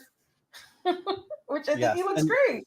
Yeah, and Toy Bounty Hunter, you're right. It is the bottom of his trench coat. We keep calling it. Yeah, I think when we say skirt, it's like it's the way it comes across more so than what it is, if that makes sense. I know. Right? Yeah. So yeah. But yeah, I've been following Stronach's customs for probably about 10 years now, and he just is outdoing himself again and again, year after year. But yes, some of the good is coming up, with speaking of kind of harkening back to the vintage line.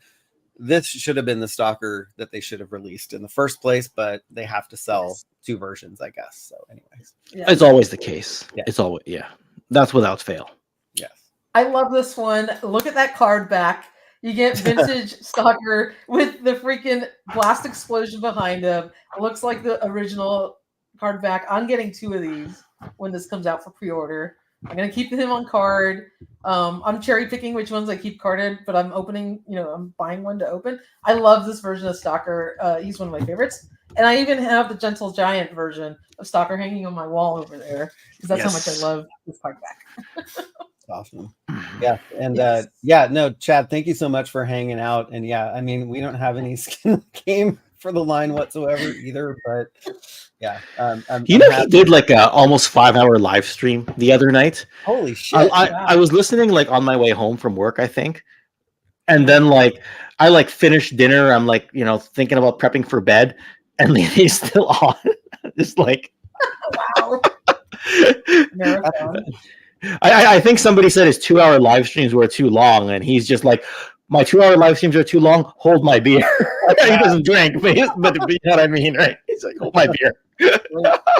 So, Michael, you told us what you thought about this one. Ken, what do you think about this one? I like it, right? Because exactly like you said, just by habit, by force of habit, toy habits, I tend to get exactly what's similar to the vintage line, but then more articulation, a little more sculpt detail and everything, right? If you're going to go different, it's risky. When you hit, you really hit, right? But it doesn't happen that often, right? Again, with the Transformers analogy, if you're going to go different and you go Beast Wars and you hit, great, right? Yeah. So, yeah. Anyway. Oops. Chaz, they Dropping should the have mic. at least given Retro Stalker a new, younger looking face sculpt. It's so funny. Totally thought the opposite with Alpine. They should have given him an older look, but yeah. That's true. Swap heads. I know, right? We have Alton and Stalker climbing a mountain. Yeah. But I think he looks great. I really love this version of him. they got the colors right, at least on this one. Finally, thank God. Another one that they did also get the colors right, which is great, is the Cobra Trooper too. It's looking great. Oh, so good. I love this version. Yeah. Do we replace it? Like, you got the Trooper, you got the infantry, you got the Valkyries. What do we do with this? I mean, buy it as well. Troopers. They went like in half an hour. I put them up on eBay, and I had a Cobra Island Cobra Trooper and just the regular Cobra Trooper. They both sold. Music fan needs 50. Are the Cobra Island ones still spiking in price because of their rarity? Or? Yeah, I mean, I think I got like 30 some odd bucks on it. That's not bad. Maybe means I get 40 Canadian out of it, which is not bad. I'm just saying, if I want budget for this stuff, Yeah, if that pays for, I can get 2 of these. I want to keep one card out of this one. I think it looks great. I love that he has the brighter blue outfit. I love that he has his very simple web gear with the great accents on it.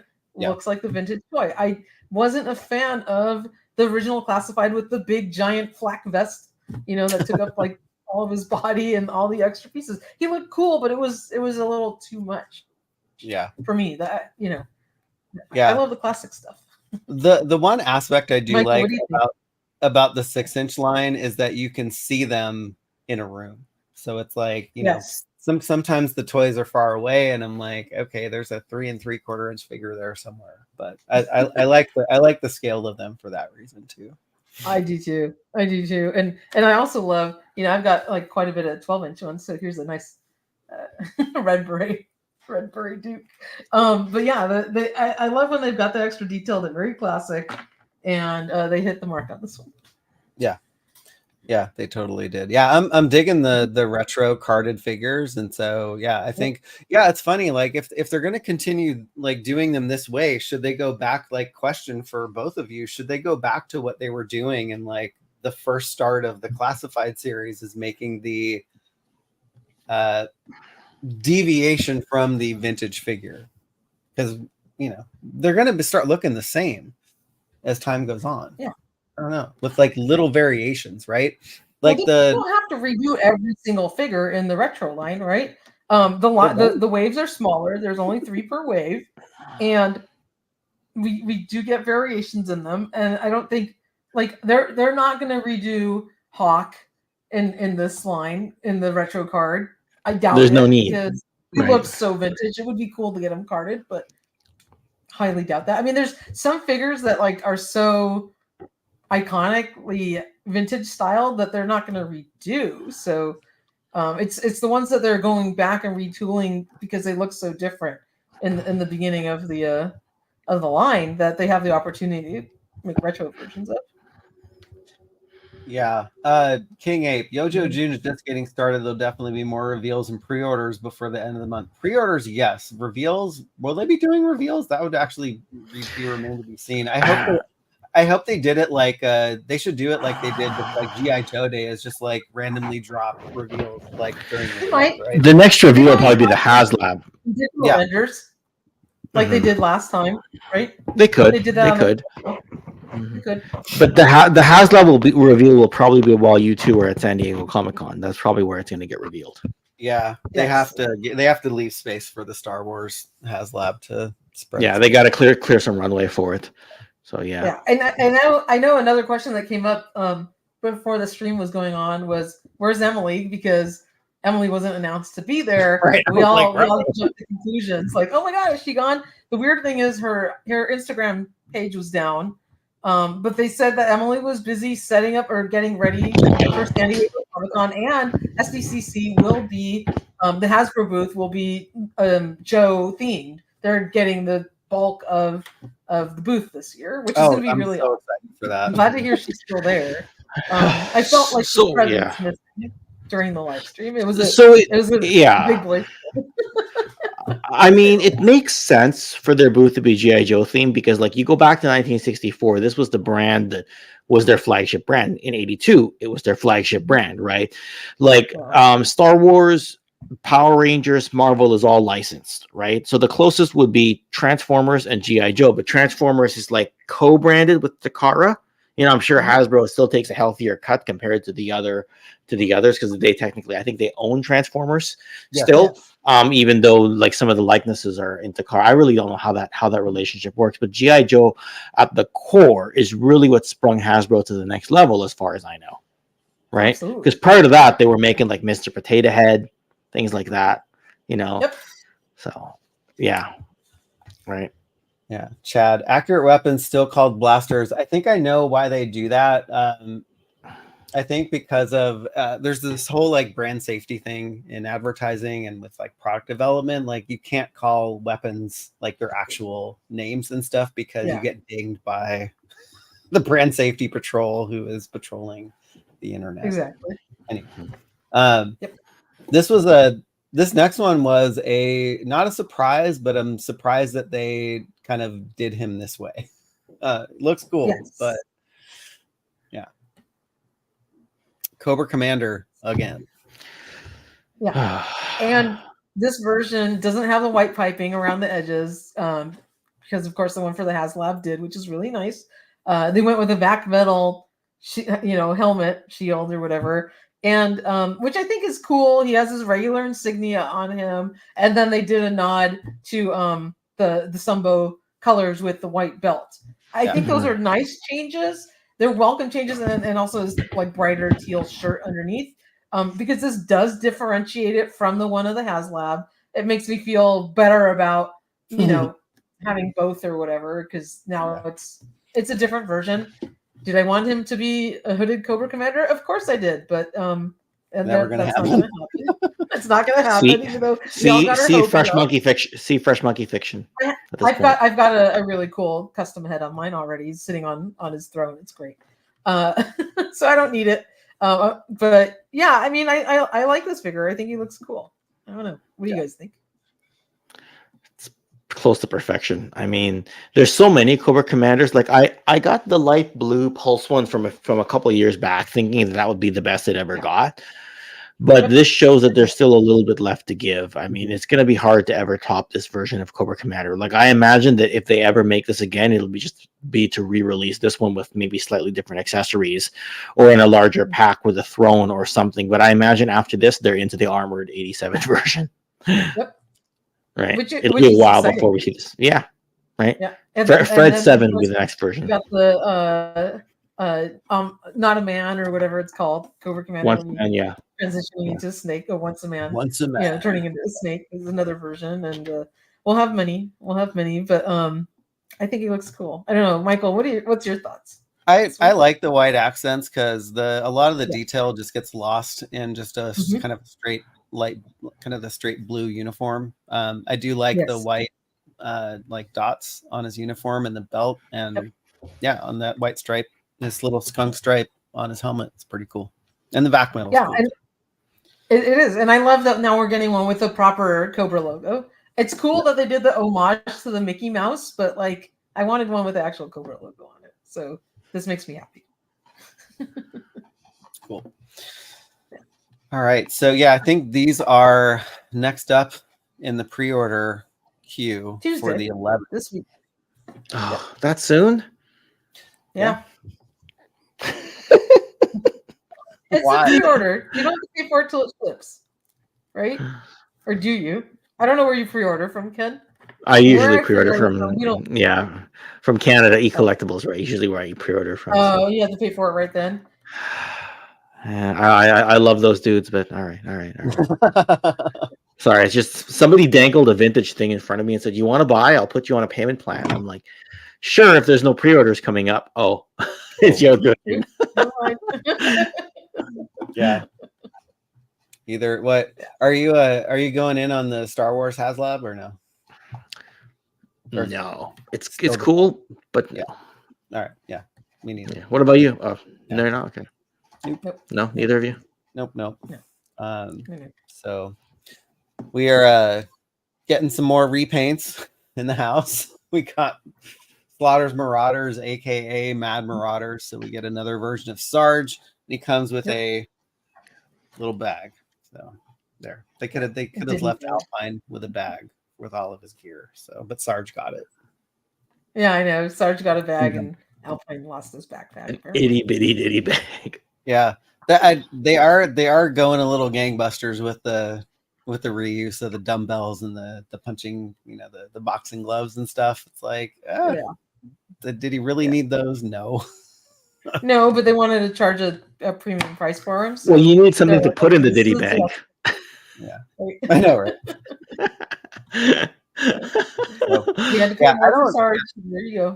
You got some. I don't have any. I don't have many Slaughter's Marauders figs, so it's like I would get them just for that. But sometimes, if you really look at it, sometimes it just you might be better off just getting the vintage figure if that's what you want. Yeah, I think get the vintage and get this. No, just get the vintage figure instead. Get both. It's Sarge. Why not? Like 50 Sarge. Yeah. I mean, I don't know.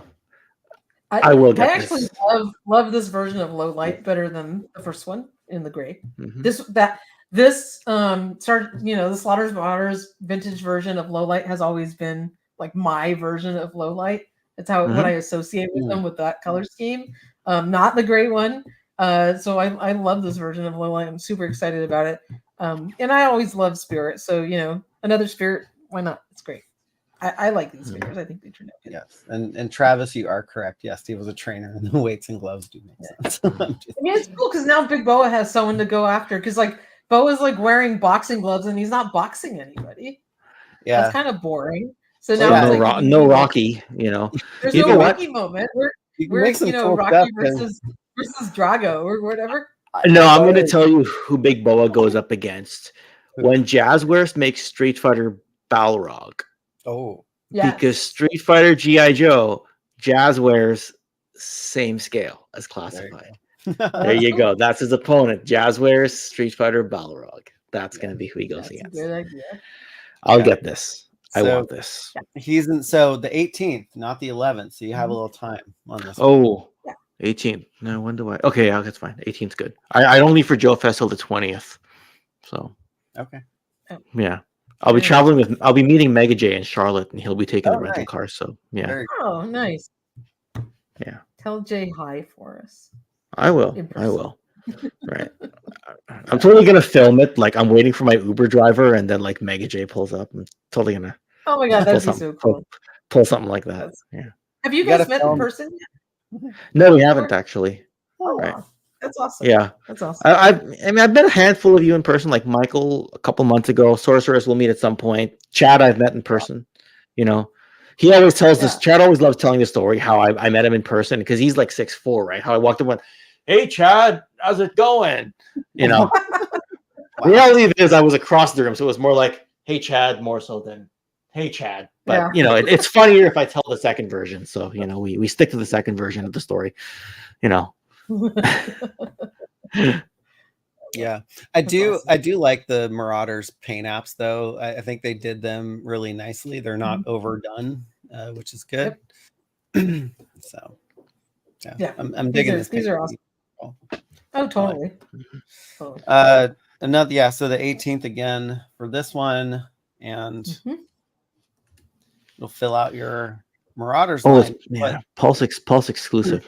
Barbecue is the only one who's got that deco at the moment. Okay, that's gonna be one that sells out very quickly. So yeah, bottom of premium number. Speaking of something that's gonna sell out pretty quick, what do y'all think about the Vamp? I mean, the Stinger.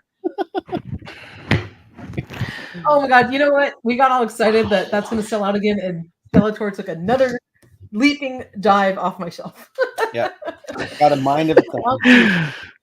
So I really love this. I think it turned out great. The only little nitpick I have is those vents on the gull wing doors because it blocks the view of the inside of the Stinger. You can only see the driver from the front, and the window is very tinted. So having those vents on the side windows totally obstructs the view of like the figure inside. You can Kind take of those bummed off, me right? out. There's another image. I don't know if you have it on there, Michael, where the gull wing doors are closed, and it's like you can't even see inside the vehicle. Yeah, it doesn't. Rachel Stinger, take That my was money. unnecessary. Yeah, I did buy an extra HMS for the Stinger to tow. So there. Yeah. The vamp takes up so much room already. It's a big one. It's a big Dragonfly coming in. I don't know. You gotta suspend that one from the ceiling, Ken. You gotta use your airspace a little better. Okay. All right. grudgingly. Okay. All right. You need some strong wire for that. I know. I will find All Music Fan, glad we'll be at retail. Is this? I forget. Is this going to be at retail? Oh, it better be. No, it's going to be on Amazon and Fan. Yeah, so fan channel retail. All right, cool. Yeah. Yeah, it's not a Hasbro Pulse exclusive like a vamp was. All right, fantastic. So that's good. Excellent. But yeah, I mean, photo.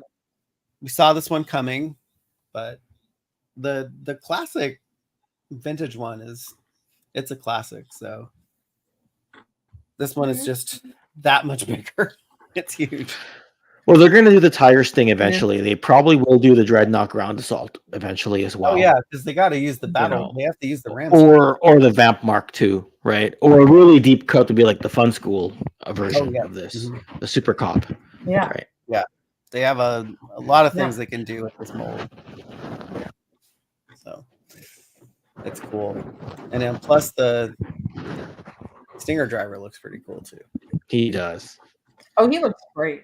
He really does, and I love the gray outfit. He looks very classic. I think they did a wonderful job on him. So, yeah, very cool stuff. How many Stingers is everybody ordering? It's between 0 and 1 for me. Sorceress. Okay. I'm just getting the one. The one.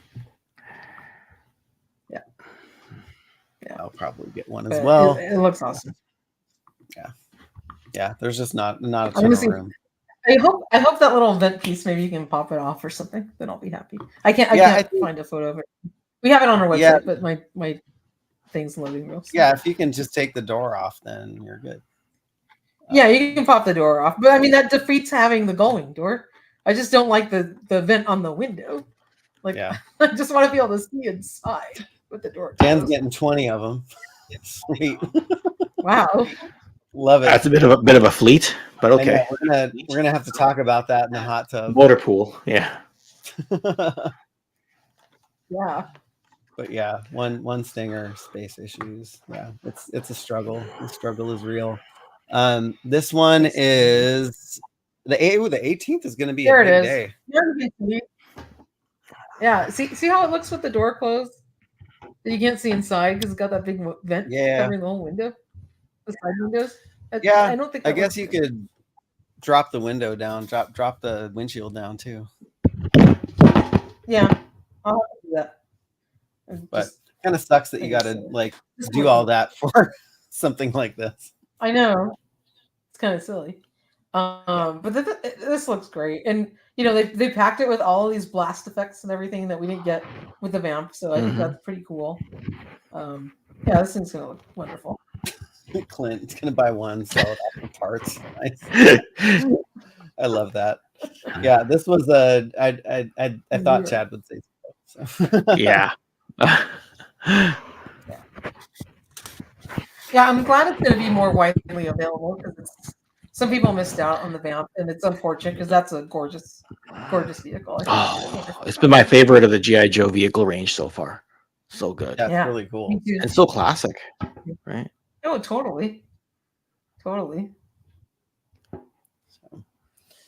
I think that was all of Yojo June. They packed everything into that one FanStream, they did. Which was a surprise. Not a pleasant surprise for me because I like stuff happening on a weekly basis in June. But maybe they'll surprise us and they'll just drop stuff randomly throughout the month, which would be awesome. I think we'll probably get more digital render reveals, just randomly I dropped. hope so. And or they may drop it when they do the unboxing of the Stinger or some name only. Drop it like it's hot. Right. Well, I'm sure some of the indie brands will drop some stuff during Joe Fest weekend. Just saying. Yeah. Oh yeah, that's true. I think it's a really good idea, and I might do the same thing: buy two and sell the second Stinger without the driver, because you kind of want two drivers. I mean, you want two the driver figures for there. Like, that makes sense. Yeah. Yeah. I don't know. Probably, I'm sure you'll get your money back. And then some. Right. Yeah. Exactly. Boy, that was a lot. Yeah. Long stream tonight. But even though I jumped in halfway and I'm still saying long stream tonight, but it's good. I know, right? We have a hot tub to jump into in a little bit, so we're gonna close if we don't have anything else to talk about. I think we're good. That was fun. I think so. Ken, thank you for joining us. And by the way, if you guys have not seen Ken on Toy Connections, make sure to check out his channel. He does incredible videos. I love your history videos. I love how you like weave in your pop culture and where we were when we were kids and collecting the stuff. You do an awesome job, Ken. And you're just a great friend. Appreciate that. Amazing work. And please subscribe to Ken's channel. Support him. He's a really fun guy. And just, latest history video is actually a Mythic Legions deep dive. Ooh. History of the Four Horsemen Studios. So nice. But thank you for the shout out, and I appreciate that. I always send everyone to Toy Habits for news anyway. Like I'll be sitting there live and they'll be like, "Do you know the news about this?" No, just wait till Toy Habits goes live. I mean, I don't go live as much as I used to. I've just been having some like anxiety issues lately, so like jumping in halfway when there's less pressure was actually kind of good for me tonight. So but when I do go on live, I'm like, just check out Toy Habits, get your news there. I'm not a news person, Yeah, and you don't have to wait till Fridays to get your news, because we have the news on a daily basis. Just go to our website. There you go, toyhabits.com. As fast as we can get it out. Yeah, it usually drops there before we ever go live about it. So.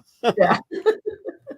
Like we did like a few stories tonight, like this afternoon before we went live. So yeah, stuff is always popping up. Yeah, Fridays are tough sometimes, but yeah, it's fun to hang out with everybody and talk about the good, the bad, and the ugly for the GI Joe line. And the Carlton Banks, And the Carlton Banks. Yeah, I cannot be loved by anyone. I'm totally priding myself in the fact that I've got the Carlton Banks collar. I love it. So, That's great. All good. Well, addicts, if you are game to jump into the hot tub, we'll be jumping on there pretty soon. After we close, maybe we'll take a bio break. Who knows? But just pop in and we'll be awesome. Talk some more. I wanted to give thank you, John Garrett, about your comment there about the Silverhawks. They are incredible. Big shout out to Meg J Retro, who also covered them on his site and used my photos on there. You made them look great, Meg J. So they're wonderful. If you haven't picked up the back metal versions of Steelheart and Quicksilver, and if you can get them, I highly recommend it. If you're a Silverhawks fan, the figures are gorgeous. They are absolutely stunning. And it's funny because you can even see and I tried to hide it, but you can see my reflection in the photographs. Like you can see the back of your iPhone, with the if you see black like things like on the photos, it's because it's reflecting from me trying to take pictures on them. That's how shiny they are. And they came with little plots. How the heck did they film C-3PO? It's like, yes, absolutely. They are gorgeous figures. Highly recommend it. Right. So thank you, John. Awesome. Thank you, Ken, for joining us. We were talking Joe's. I was like, who else do we want to talk to but Ken about G.I. Joe? Because we just have so much fun talking to you about it. So thank you for joining us. You're always welcome. Come hang out on my channel as well when I go live. So Will do, both buddy. of you. All right, right. my friend. Cool. So we'll see the addicts in the hot tub in just a little bit. We'll jump in there. Sounds good. Thanks for hanging out with us, everyone, and we will see you next week. Have a good weekend. Night, everybody.